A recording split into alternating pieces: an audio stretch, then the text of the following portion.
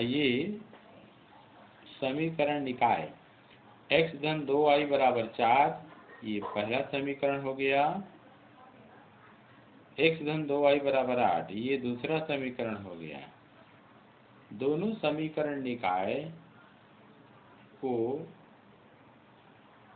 हल करके हम चर x और y का मान प्राप्त करते हैं। प्राप्त मानों की सहायता से हम आलेख खींचेंगे। आइए समीकरण 1 से पहले देखते हैं।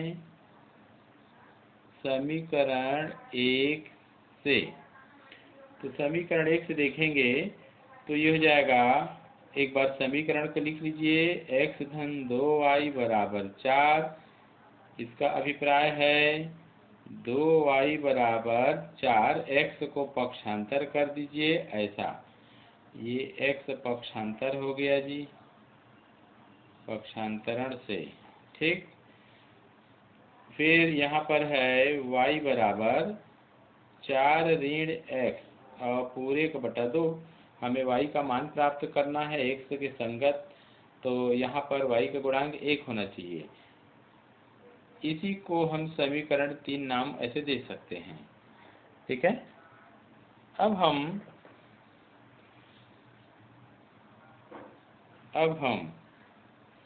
समीकरण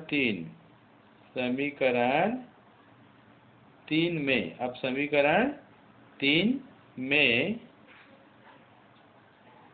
x का मान 0, 1, 2, 3 इत्यादि कोई भी पूर्णांक रख कर देखते हैं। ऋणात्मक मान भी हो सकता है। क्रमशः रख कर संगत y का मान प्राप्त करते हैं। ये आइए देखें, तो यदि यहाँ समीकरण 3 में ले रहे हैं ना, यदि x का मान हम 0 लें यहाँ पर, तो y का मान क्या हो जाएगा, तो y बराबर हो जाएगा 4 ऋण 0/2, अर्थात 4/2 हल करेंगे तो क्या मिलेगा, 2 मिलेगा। इस प्रकार से तो x का मान 0 रखने पर y का मान प्राप्त होता है कितना, 2। इस मान को हमें प्राप्त मानों को सारणीबद्ध करने पर, तो पहला समीकरण के लिए सारणी ये बनाया गया है। तो x का मान 0 रखने पर y का मान हमको मिला 2, यहाँ लिख दीजिए। आइए अब हम क्या करेंगे, एक दूसरा मान लेते हैं। यदि x का मान हम 1 लें तब क्या होगा, तब y का मान हो जाएगा 4 ऋण 1 और पूरे का बटा 2, तो बराबर हो जाएगा 3/2 बराबर 1.5। देखिए ये पूर्णांक नहीं है, तो इस मान को हम नहीं लेंगे तो भी चलेगा। आइए x बराबर 2 लें, तब y बराबर 4 ऋण 2 और पूरे का बटा 2, ये हो जाएगा 2/2 बराबर 1, अर्थात x का मान यदि हम 2 लेते हैं तो y का मान 1 प्राप्त होता है। तो इस प्रकार से हमें यहाँ पर 2 बिंदु यहाँ हमको प्राप्त हो जाता है। जैसे बिंदु A अगर लें तो A का निर्देशांक है 0, 2, 0, 2, ये क्रमित युग्म हो गया, ये x का मान है, ये y का मान है। इसी प्रकार दूसरा बिंदु B, तो 2, 1, इसका मान हो गया 2, 1, इस प्रकार से। आइए दूसरे समीकरण के लिए अब हम इसी प्रकार x और उसके संगत y का मान प्राप्त करते हैं। तो देखते हैं अब समीकरण 2 से, समीकरण 2 से हम लेते हैं। तो समीकरण 2 से एक बार समीकरण को लिख लीजिए। यहाँ पर x धन 2y बराबर 8, पक्षांतर कीजिए x को, तो 8 ऋण x यहाँ पर लिख सकते हैं पक्षांतरण से, पक्षांतरण से। आइए देखें, y का गुणांक 1 करने के लिए 2 का भाग करेंगे तो इस प्रकार यहाँ पर आ गया 2। ये समीकरण, इसे आप 4 नाम दे दीजिए। अब समीकरण 4 में, अब समीकरण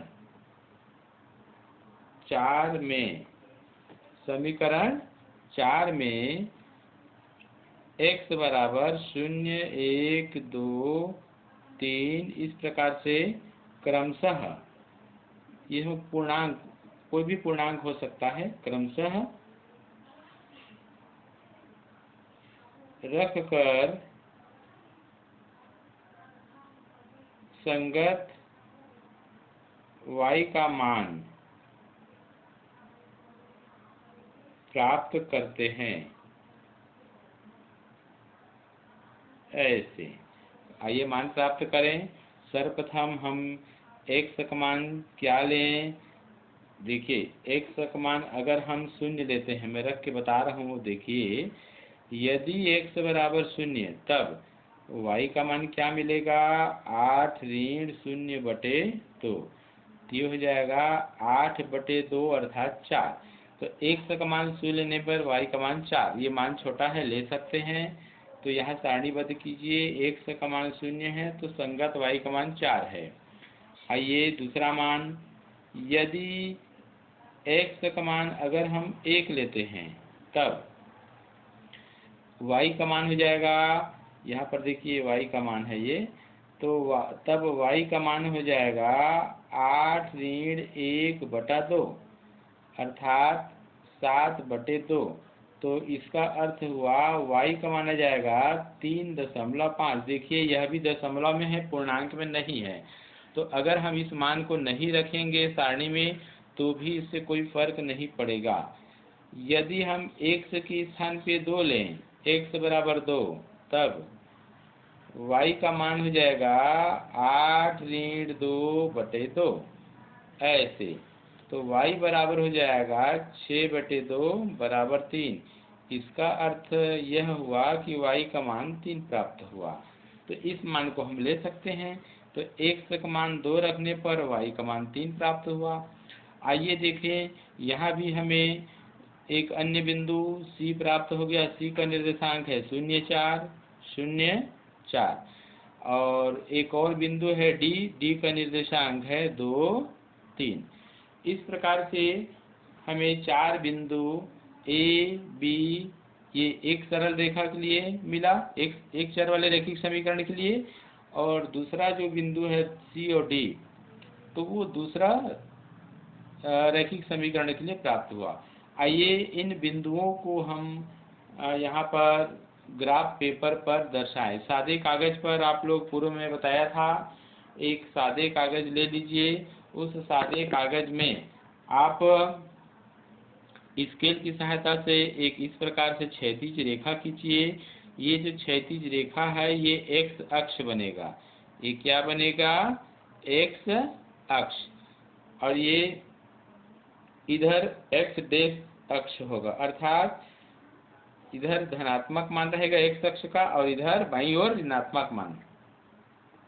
ये इसके बाद एक लंबवत रेखा, x अक्ष की एक लंबवत रेखा खींचेंगे इस प्रकार से।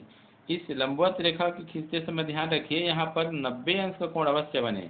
या तो आप सेट स्क्वायर की सहायता से इसे खींचिए और आगे बढ़ाइए, या फिर आप चांदा यहाँ रख करके चांदा यहाँ जमा दीजिए और 0, 10, 20, 30 ऐसे करके देखिए 90 में चिन्ह लगाइए और उसको बनाते हुए इधर बढ़ा दीजिए। तो इस प्रकार आप यहाँ खींच सकते हैं। ये y अक्ष बनेगा, y अक्ष होगा, धनात्मक मान है ये, और इधर y अक्ष का ऋणात्मक मान, तो y डैश ये इसको कहते हैं। x अक्ष और y अक्ष के जो कटान बिंदु है वो मूल बिंदु है। अब हम क्या करेंगे, यहाँ पर स्केल रख करके, पूर्व में आपको बता चुका हूँ, स्केल रख करके देखिए कैसे जमाया हूँ स्केल को।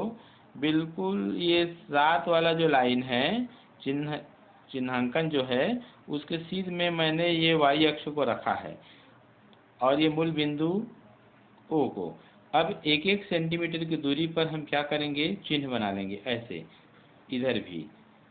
ठीक इसी प्रकार से हम ये जो पैमाना है ये वाई अक्ष पर जमाते हैं। ये देखिए 7 वाला जो लाइन है, चिन्हांकन है, वो बिल्कुल एक्स अक्ष के संपाती है। देखिए ऐसे। अब हम एक एक सेंटीमीटर की दूरी पर क्या करेंगे, चिन्ह बना लेंगे। देखिए मैं चिन्ह को थोड़ा सा इस बार बड़ा बना रहा हूँ, पिछले बार थोड़ा छोटा हो गया था ऐसे, तो आपको समझने में और आसानी होगा ऐसे। आप लोग हाथ से बिल्कुल ना बनाइए, आपको स्केल और पेंसिल का मदद लेना होगा ऐसे। इसके बाद हम इसके लिए भी चिन्हांकन कर देते हैं एक अक्ष के लिए। ये ऐसे ऐसे, ये और इधर भी हम एक ऐसे, ये देखिए ऐसे ऐसे एक चिन्हांकन कर दे रहे हैं इस प्रकार से। तो ध्यान दीजिए, अब हम इन बिंदुओं को इस पर अंकित करेंगे। जैसे पहला समीकरण के लिए बिंदु है हमारे पास ए का निर्देशांक है 0, 2, अर्थात x का मान 0 है, y का मान 2 है।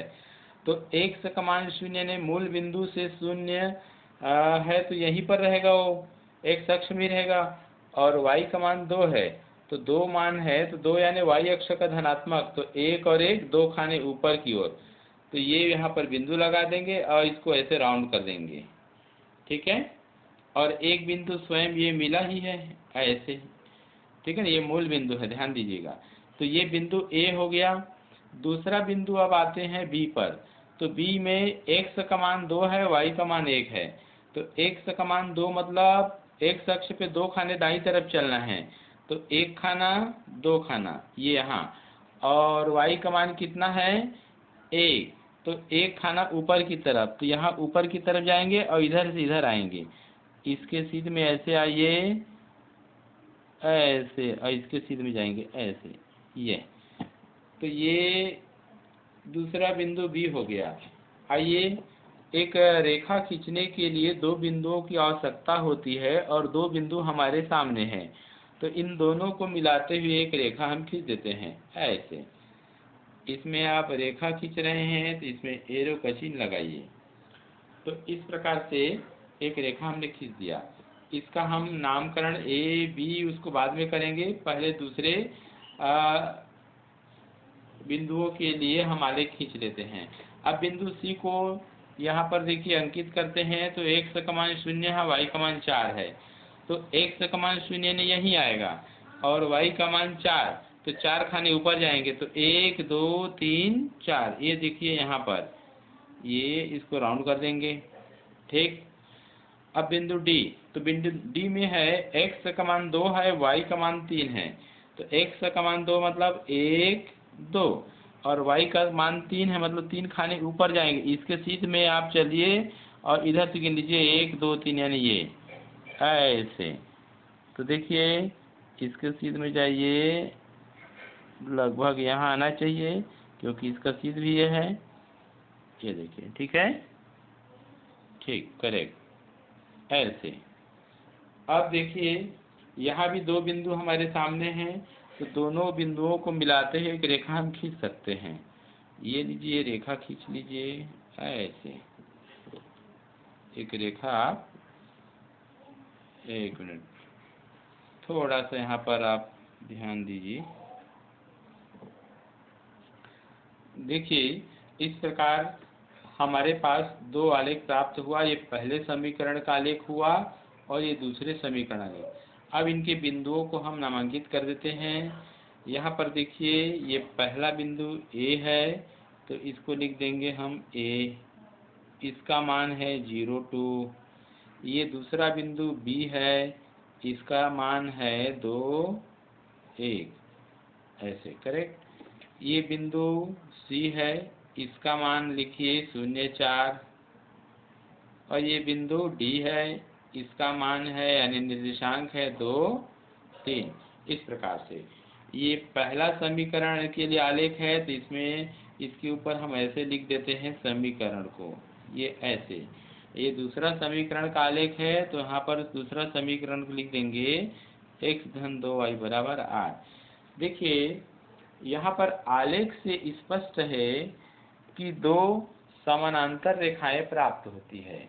अब दो समानांतर रेखाएं प्राप्त होती है, इसका अर्थ यह हुआ कि दिए गए समीकरण निकाय के कोई हल नहीं होंगे।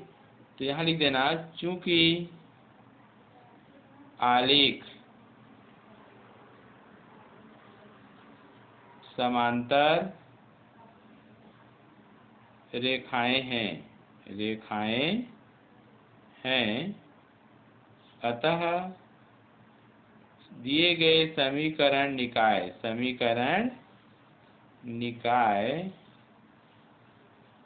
का कोई हल नहीं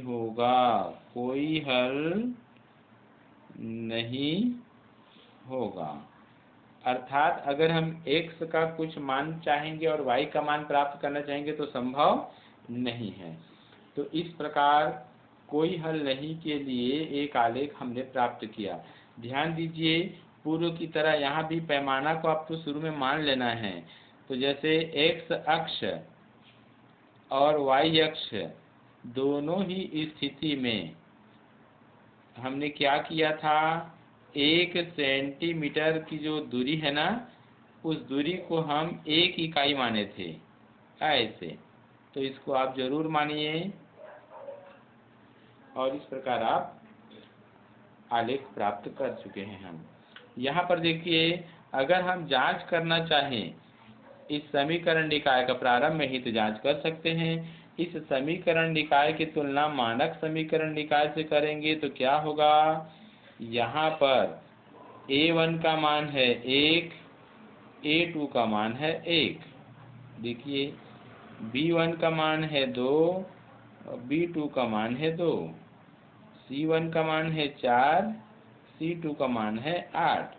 तो अब अनुपात ले लीजिए, a1 और a2 का अनुपात है 1:1, ठीक।